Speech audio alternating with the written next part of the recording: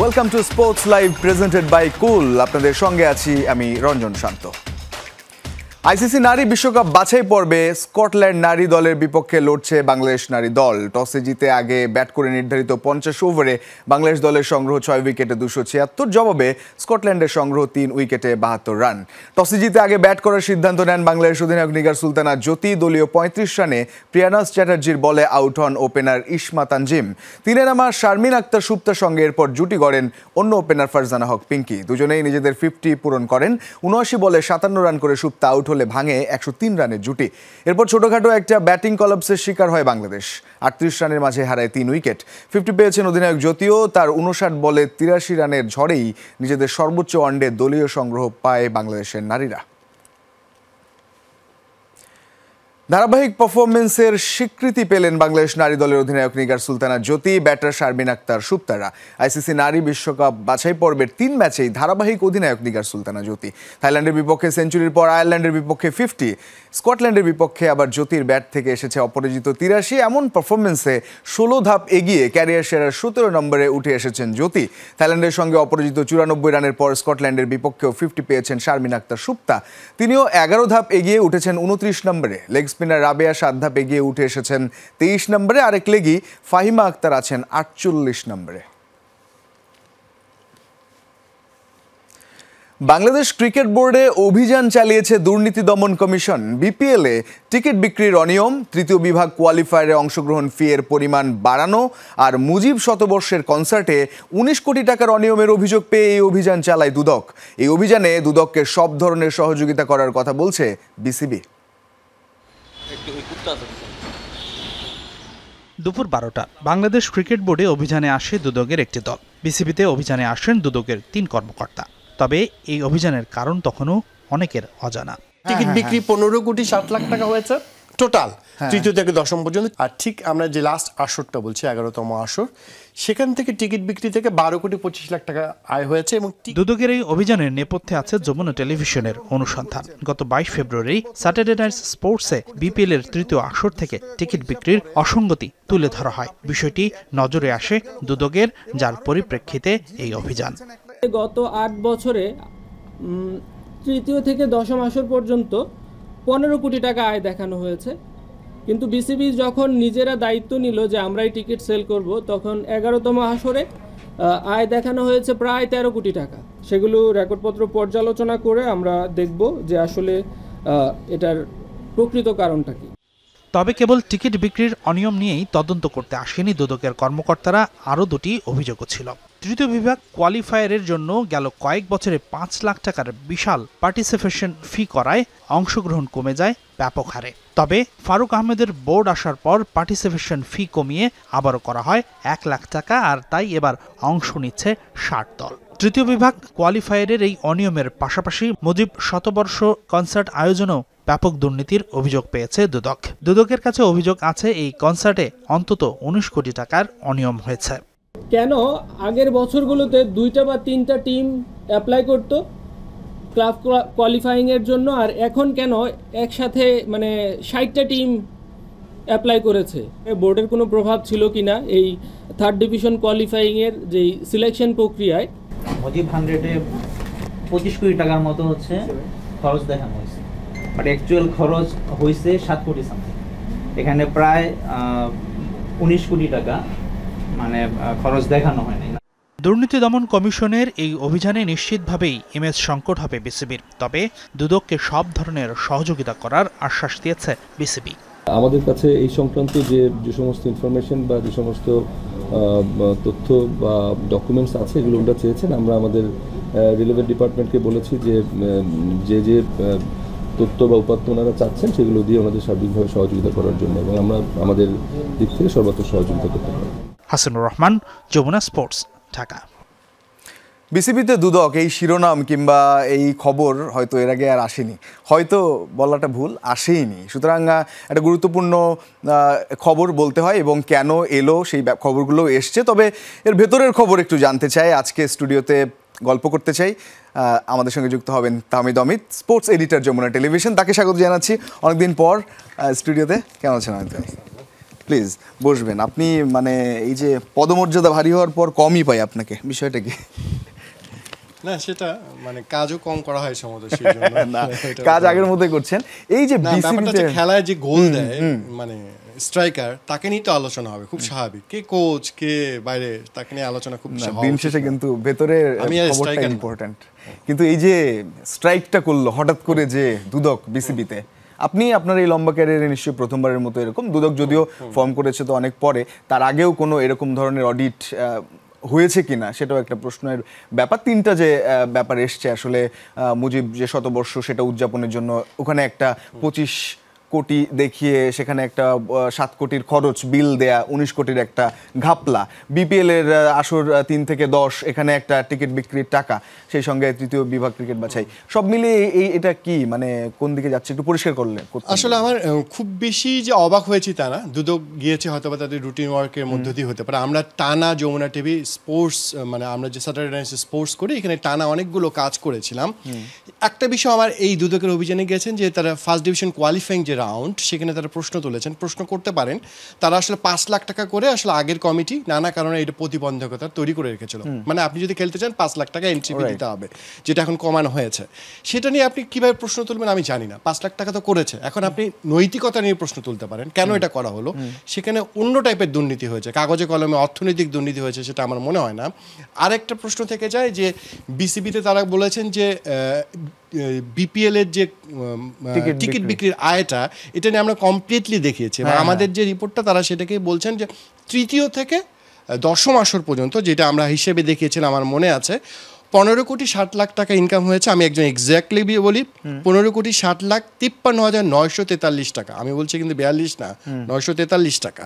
সেখান থেকে প্রিন্টিং বাবদ খরচ হয়েছিল 65,000 টাকা, 65 লাখ টাকা। আর টিকিটের অন্যান্য সিটিং কমিটি যারা কাজ করেন তাদের 1,89,00,000 টাকা তাদেরকে দেওয়া লেগেছে। মোট আয় ছিল 13,05,21,986 টাকা তাদের আয় হয়েছিল।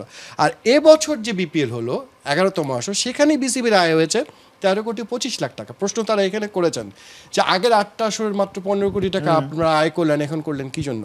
এবং এই প্রশ্নটা আসলে অনেকভাবে, মুজিব শতবর্ষে যে বিপিএলটা এসেছিল সেখানে আপনি টিকিট বিক্রি থেকে আয় হয়েছে 1,40,00,000 টাকা। ওকে, ঠিক আছে। একটা বিপিএলে কয়টা ম্যাচ হয়? 46টা ম্যাচ হয়েছিল।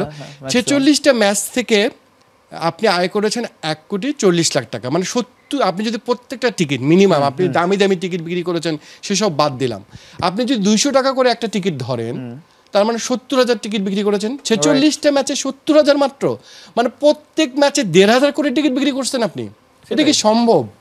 মানে অন্য দামি টিকিট, ক্লাব হাউস, এগুলো সব বাদ দিলাম। তাহলে চিন্তা করেন যে ঘাপলাটা এখানে হয়েছে। আমার মনে হয় কাগজে কলমের হিসাবটা ঠিক আছে, প্রশ্ন করতে হবে এই জায়গায়, এটা কি করে সম্ভব যে প্রত্যেক ম্যাচে মাত্র 1,500 করে টিকিট বিক্রি হয়েছে? এটা কি সম্ভব কিনা, প্রশ্নটা এই জায়গায় তুলতে হবে।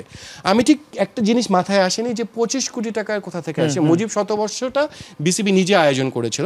আমার এখানে আমরা দেখেছিলাম ফাইন্ডিংসে 97 কোটি টাকা আয় করেছিল, আর বিসিবি খরচ করেছিল 83 কোটি টাকা। এবং যে উদ্বোধনী ক্যাটরিনা কাইফ, সালমান খানরা এসেছিলেন, সেখানে খরচ হয়েছিল আমার জানা মতে 15,92,00,000 টাকা খরচ হয়েছে, এবং খরচ হিসাব তারা দেখিয়েছিল।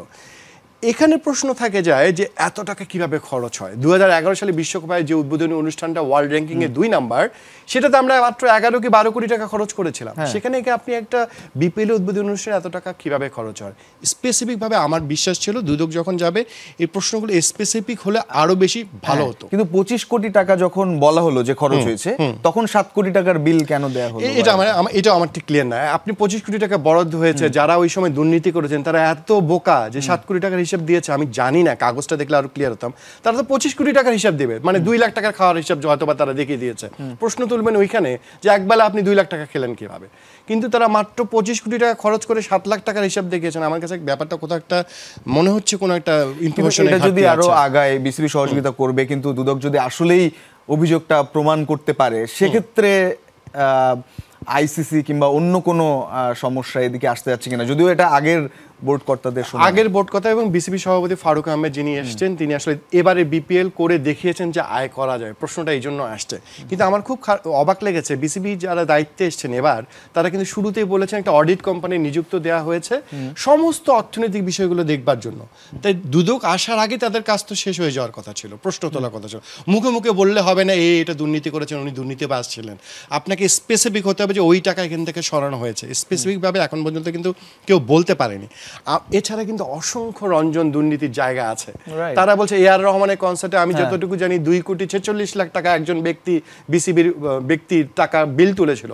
কিভাবে সেটা বিল হয়, বিসিবি যে ওয়েবসাইটগুলো চলেছে অসংখ্য জায়গায় টাকার ঘাপলা আছে। আমরা জানি যে ফিনান্সিয়াল বোর্ড আছে যারা অর্থনীতি, কোনো সিও নাই, আমি অনেক সিএফও নেই, অনেকবার রিপোর্ট করেছি কেন সিএফও নিয়োগ দেওয়া হয় না এখন পর্যন্ত। এই দুদক যদি সিএফও যে টেবিলটা যিনি দায়িত্বে আছেন তার কাছে যেতেন, তাকে বলতে হবে সমস্ত কাগজ দেওয়া হবে। এখন পর্যন্ত আমার খুব অবাক লাগে যারা ফিনান্সিয়াল কমিটিটা দেখাশোনা করেন সব কাগজ বাইরে আসে না। কেন আসে না আপনাদের কাগজপত্র? আপনার কাকে বাঁচাতে চান? এইগুলো দেখে সন্দেহ জাগে। এবং আপনি দুর্নীতি বারবার বলছি যে কাউকে মোটা দাগে বলতে পারবেন এই কাজটা, আপনাকে বলে দিতে হবে আপনি এখান থেকে 10 টাকা মেরেছেন। সেটা কিভাবে মেরেছেন দেখতে হবে। আপনি হয়তো বা বিমানের ফ্লাইটের জায়গায় 15 টাকায় আসছে, আপনি সেখানে 1 লাখ টাকা 2 লাখ টাকা বিল করেছেন। আপনি যে বাসটা আপনাকে টিম বাস নিত সেটা 12,000 টাকা বিল, আপনি এটা 40,000 টাকা বিল করেছেন। আপনি স্পেসিফিক এই দুর্নীতিগুলো ধরতে হবে যে আপনি কেন 40,000 টাকা বাসের বিল করলেন। কিন্তু এই জন্য তো ডকুমেন্টস পেতে হবে। দুদকের আমি যারা কাজ করছেন আমি অনুরোধ করব যে ফিনান্সিয়াল ডিপার্টমেন্টে যে সমস্ত কাগজ বের করে দেখা, সেটা যদি করতে পারে, কোনো দেখানো কাজ না। আমরা চাই স্পেসিফিকভাবে পরিষ্কার থাকুক কোথায় কোথায় দুর্নীতি হয়েছে, এটা যেন সবাই জানে। এবং সেটা ফারুক আহমেদ দেখিয়ে দিয়েছেন এই বিপিএলটা করে যে বিপিএল টুর্নামেন্ট থেকে আয় করা সম্ভব। আমরা এতদিন যেসব জিনিস দেখে এসেছি, দুর্নীতির অসংখ্য ক্ষেত্র আছে। যদি দুর্নীতি তদন্ত করতে হয় বিসিবির উচিত যে আরও শক্তিশালীভাবে তদন্ত করা উচিত। আমি জানি না অডিট রিপোর্টটা এখনো তৈরি হয়েছে কিনা, এতদিনে হয়ে গেলে অনেক কিছু সমাধান হয়ে যেত। একেবারে যথেষ্ট স্বচ্ছতা নিয়ে যে করা যায় সেটা দেখানো গেছে। এবং যদিও এটা একটা অ্যালার্মিং ব্যাপার যে আগের যে ঘটনাগুলো ঘটেছে দুদক আজকে যে বিসিবিতে সেটা অভিযোগ। আমি একটা কথা বলি যে এই বিষয়গুলো নিয়ে বিসিবি ইলেকশন চলে এসছে, কিন্তু সামনে ইলেকশন হবে। এখন যারা দুর্নীতি করেছেন তাদের হাতে তো অনেক ক্লাব আছে না, তারা এখন ভোট নিয়ন্ত্রণ করবে। তাদের সাথে যদি সমঝোতা করে দুর্নীতি ঢাকার চেষ্টা করেন, এই যে জুলাইয়ের পর 24-এর পরে এটা যদি করে, ক্রিকেটের যে ক্ষতিগ্রস্ত আগের কমিটি করে গেছে তার থেকে বেশি হয়ে যাবে। এবং সেটা হচ্ছে হয়তো গুঞ্জন শোনা যাচ্ছে, কিন্তু মনে রাখবেন আজ হোক কাল হোক পরশু হোক সব গোপন কথায় বাইরে আসবে এবং আপনাকে বাংলাদেশের ক্রিকেটের কাছে জবাবদিহি করতে হবে যদি এরকম সমঝোতায় আপনারা যান দুর্নীতি ঢাকার জন্য। সেটাই বলছিলাম, আজকে এত বছরের ইতিহাসে প্রথমবারের মতো দুদক এলো এবং সেখান থেকে সামনে খবরগুলো এলো যে এই ঘটনাগুলো ঘটেছে। তেমনি ফার্দার যে ইনভেস্টিগেশন হবে সেটা যেন এরকম রিপোর্ট আকারে জনসম্মুখে আসে এবং পরিষ্কার ধারণা পাওয়া যায়। পরবর্তী বোর্ড সেই ব্যাপারগুলো মাথায় রেখে বোর্ড চালাক, বিপিএল চালাক, সবকিছু চলুক, সেই প্রত্যাশা। যদি তাদের সাহস থাকে আমি বলবো যে সাংবাদিকদের সামনে সমস্ত কাগজ নিয়ে দেখানো হোক কি কি ফিনান্সিয়াল কাজ হয়েছে। আমি তো এই কমিটির কথা বলছি না, গত 12 বছরের কমিটি। সেটা দেখা তো ভয় কোথায় ভাই? কার জন্য আটকায় আছে? আমার মনে হয় যে কার জন্য এখন কে আটকে রেখেছে তাকে আরো খুঁজে বের করা গুরুত্বপূর্ণ। Let's hope for the best, এটা ভালো কিছু হোক সেই প্রত্যাশা। আপনাকে অসংখ্য ধন্যবাদ যুক্ত হওয়ার জন্য। জিম্বাবুয়ের বিপক্ষে প্রথম টেস্টের আগে মঙ্গলবার ক্লোজ ডোর অনুশীলন করেছে বাংলাদেশ দল। সকাল 10টায় অনুশীলনের কথা থাকলেও নির্ধারিত সময়ের প্রায় 1.5 ঘন্টা আগেই মাঠে আসে ক্রিকেটাররা। আনুষ্ঠানিক অনুশীলনের হেড কোচ ফিল সিমন্সের নেতৃত্বে উপস্থিত ছিলেন স্কোয়াডে থাকা সব ক্রিকেটার। রাতে লম্বা সময় বৃষ্টির পর মঙ্গলবার সকালে মেঘাচ্ছন্ন সিলেট আউটার স্টেডিয়াম। ঘড়ির কাঁটায় তখন প্রায় 9টা। ক্যামেরার লেন্সে অনুশীলনরত বাংলাদেশ দল। পূর্ব নির্ধারিত সময় অনুযায়ী সকাল 10টায় অনুশীলনের কথা থাকলেও এদিন প্রায় 8:30 নাগাদ মাঠে আসে বাংলাদেশ দল। প্রায় ঘণ্টাখানেক গা গরম করার পর মুশফিকুর রহিমের নেতৃত্বে মোনাজাতে অংশ নেন ক্রিকেটাররা। এরপর ভিন্ন ভিন্ন ভাগে ভাগ হয়ে শুরু হয় ফিল্ডিং অনুশীলন। একদিকে নবাগত ফিল্ডিং কোচ জেমস পামেন্টের অধীনে স্লিপ আর কিপিংয়ে ক্যাচিং প্র্যাকটিসে জাকের আলী, মাহিদুল অঙ্কনরা, আরেকদিকে মুশফিক, মিরাজ, রানাদের হাই ক্যাচ অনুশীলন করিয়েছেন pace bowling coach Andre Adams. এছাড়া অনুশীলনের সরব উপস্থিতি ছিল সহকারী কোচ মোহাম্মদ সালাউদ্দিন ও জিম্বাবুয়ে সিরিজে স্পিন কোচ হিসেবে নিয়োগ পাওয়া সোহেল ইসলামের। 10টার কিছু সময় আগে অনুশীলনে আসেন হেড কোচ ফিল সিমন্স। আগের দিন না থাকলেও এদিন দূর থেকেই মুশফিক, জাকের আলী, শান্তদের ব্যাটিং আর মিরাজ, তাইজুল, রানাদের বোলিংয়ে তীক্ষ্ণ নজর রাখেন সিমন্স। তবে ক্লোজ ডোর অনুশীলনে গণমাধ্যমের জন্য এদিন সীমারেখাটা ছিল এ পর্যন্তই। জিম্বাবুয়ে সিরিজের আগে সবার উপস্থিতিতে শেষ হয়েছে বাংলাদেশ দলের প্রথম অফিসিয়াল অনুশীলন, যেখানে ক্লোজ ডোর অনুশীলনে নিজেদেরকে ঝালিয়ে নিয়েছে ক্রিকেটাররা। যদিও এ নিয়ে আগে থেকে কোনো বার্তাই দেয়নি বিসিবি। জানা গেছে ক্রিকেটারদের আপত্তিতেই গণমাধ্যম কর্মীদের জন্য অনুশীলনের বাকি দিনগুলোতেও দেয়া থাকবে এই সীমারেখা। হাসান আল মারুফ, যমুনা স্পোর্টস, সিলেট আন্তর্জাতিক স্টেডিয়াম, সিলেট। 3টি করে ওয়ানডে ও টি-20 খেলতে আগামী 13 আগস্ট ঢাকায় আসবে ভারতীয় দল। ম্যাচগুলো হবে রাজধানী ঢাকায় ও চট্টগ্রামে। 13 আগস্ট ঢাকায় এসে দিন দুয়েক অনুশীলনের পর মিরপুর শেরেবাংলা স্টেডিয়ামে 17 ও 20 আগস্ট প্রথম দুটি ওয়ানডে খেলবে ভারত। এরপর ঢাকা থেকে 2 দল চলে যাবে চট্টগ্রামে। চট্টগ্রামের বীরশ্রেষ্ঠ শহীদ flight lieutenant Motiur Rahman cricket স্টেডিয়ামে শেষ ওয়ানডে 23 আগস্ট। বন্দরনগরীতে 26 আগস্ট প্রথম টি-20 খেলে 2 দল ঢাকায় ফিরবে। এরপর মিরপুরেই শেষ 2 টি-20 খেলবে 29 ও 31 আগস্ট। পরদিন 1 সেপ্টেম্বর ঢাকা ছাড়বে ভারতীয় দল। এর আগে 2022 সালে সবশেষ বাংলাদেশ সফর করেছিল টিম ইন্ডিয়া। সেবার 3 ওয়ানডের পাশাপাশি আইসিসি টেস্ট চ্যাম্পিয়নশিপের অংশ হিসেবে 2টা টেস্ট ম্যাচ খেলেছিল 2 দল। এবারে ঢাকা প্রিমিয়ার লিগ ক্রিকেটের খবর। শীর্ষ 6 দল নিয়ে বৃহস্পতিবার থেকে শুরু হচ্ছে ডিপিএল এর সুপার লিগ পর্ব। মিরপুর ও বিকেএসপির 2 মাঠে 3 রাউন্ডের সূচি প্রকাশ করেছে বিসিবি। প্রথম দিন মিরপুরে মোহামেডান স্পোর্টিং ক্লাবের বিপক্ষে লড়বে লেজেন্ডস অফ রূপগঞ্জ। একই দিনে বিকেএসপির 3 নম্বর গ্রাউন্ডে আবাহনী লিমিটেড ও অগ্রণী ব্যাংক মুখোমুখি হবে একে অপরের। বিকেএসপির আরেক মাঠে গাজী গ্রুপ খেলবে গুলশান ক্রিকেট ক্লাবের সাথে। এরপর 2 দিন বিরতি দিয়ে 20 এপ্রিল থেকে হবে দ্বিতীয় রাউন্ডের খেলা। তৃতীয় রাউন্ড হবে 23 এপ্রিল। নিচে থাকা 3 দল পার্টেক্স ব্রাদার্স ও শাইনপুকুর শুক্রবার থেকে একে অপরের বিপক্ষে খেলবে রেলিগেশন লিগ। সিলেটে বাংলাদেশ দলের অনুশীলনে ব্যস্ত সময় পার করছে নতুন ফিল্ডিং কোচ জেমস পামেন্ট। মঙ্গলবার অনুশীলনের শুরুতে সবাইকে সলা পরামর্শ দেওয়ার পাশাপাশি ক্যাচ প্র্যাকটিস করিয়েছেন এই কোচ। অতীত ইতিহাস মাথায় রেখে স্লিপ ক্যাচিং অনুশীলনেও বিশেষ নজর ছিল ইংলিশ বংশোদ্ভূত এই কোচের। জিম্বাবুয়ে সিরিজ দিয়ে 2.5 বছরের চুক্তিতে যাত্রা শুরু হচ্ছে পামেন্টের। জেমস পামেন্ট বাংলাদেশের কোচিং প্যানেলের নতুন এক মুখ। ইংলিশ বংশোদ্ভূত এই কিউই কোচ এখন বাংলাদেশ দলের ফিল্ডিংয়ের দায়িত্ব সামলাচ্ছেন।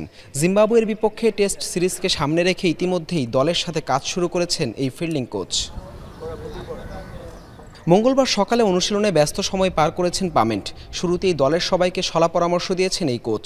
এরপর কিছু সময় খালেদ আহমেদ, তানজিম সাকিবদের করিয়েছেন ক্যাচিং প্র্যাকটিস।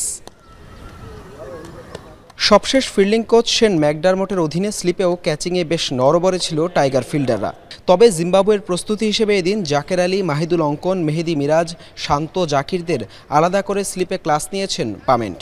কখনো 2, কখনো 3, আবার কখনো 4 স্লিপ রেখে করিয়েছেন অনুশীলন। দীর্ঘ কোচিং ক্যারিয়ারে বিভিন্ন জাতীয় দল ও ফ্র্যাঞ্চাইজি টুর্নামেন্টে কাজ করার অভিজ্ঞতা রয়েছে পামেন্টের। সবশেষ আইপিএলে মুম্বাই ইন্ডিয়ান্সের ফিল্ডিং কোচ হিসেবেও দায়িত্বে ছিলেন তিনি। 2018 থেকে টানা 7 বছর ফ্র্যাঞ্চাইজিটির ফিল্ডিং ও রানিং বিটুইন দ্য উইকেট নিয়ে কাজ করেছেন এই কোচ। 2027 সালের ওয়ানডে বিশ্বকাপ পর্যন্ত বাংলাদেশের সঙ্গে চুক্তি রয়েছে 56 বছর বয়সী এই কোচের। তার আগে নিজের প্রথম অ্যাসাইনমেন্টে ফিল্ডিংয়ে নিশ্চয়ই শতভাগ মার্কস পেতে চাইবেন জেমস পামেন্ট। হাসান আল মারুফ, যমুনা স্পোর্টস, সিলেট। দেশের ফুটবলে হ্যামিলনের বাসিওয়ালা বাফুফে সভাপতি তাবিত আওয়াল। কথায় নয়, কাজেই মিলছে যার প্রমাণ। হামজা সামিদদের নিয়ে সমর্থকদের প্রত্যাশা পূরণের পর এবার নিজের জাত চেনালেন এএফসি কংগ্রেসে। এএফসি থেকে দেশের ফুটবলের জন্য বরাদ্দ বাড়ালেন 63%। আর অবকাঠামো খাতে উন্নয়ন বরাদ্দ 5 গুণ বাড়িয়ে করেছেন $2.5 মিলিয়ন। গেল 16 বছর আক্ষেপের বৃত্তে বন্দী ছিল দেশের ফুটবল। তবে সভাপতি নির্বাচিত হয়ে দৃশ্যপট পাল্টানোর চেষ্টা তাবিত আওয়ালের। দেশের ফুটবলে যেন দেখা দিলেন হ্যামিলনের বাসিওয়ালা হয়ে। হামজা চৌধুরী সহ প্রবাসী ফুটবলারদের এনে নতুন জাগরণ সৃষ্টির পাশাপাশি তাবিতের বিচরণ এবার ফিফা এএফসিতে। সবশেষ এএফসি কংগ্রেসে গিয়েই করলেন বাজিমাত। সংস্থাটি থেকে বাংলাদেশের জন্য বরাদ্দ বাড়ালেন 1 লাফে 63%। অবকাঠামো উন্নয়নে বাংলাদেশের জন্য পূর্বে বরাদ্দ ছিল $5 লাখ, সেটি এবার 5 গুণ বেড়ে দাঁড়িয়েছে $2.5 মিলিয়নে। তারা আমাদেরকে 2.5 মিলিয়ন দিয়ে স্যাংশন অ্যালোকেট করেছে। তো ইনশাল্লাহ সেগুলো আমরা কাজে লাগাই ফুটবলকে এগিয়ে নেওয়ার জন্য কাজ করব। আমি তো মনে করি আমরা ফলপ্রসূ হয়েছি। আমাদের র্যাঙ্কিং বেড়েছে, হামজা খেলেছে। এই ব্যাপারে প্রত্যেকটা ফেডারেশনে, যতগুলো ফেডারেশন, ব্যাংকক বলেন, সিঙ্গাপুর বলেন, সবার সাথেই তো আমাদের এমনি দেখা হয়েছে, কথাবার্তা হয়েছে, সবাই অ্যাপ্রিসিয়েট করেছে।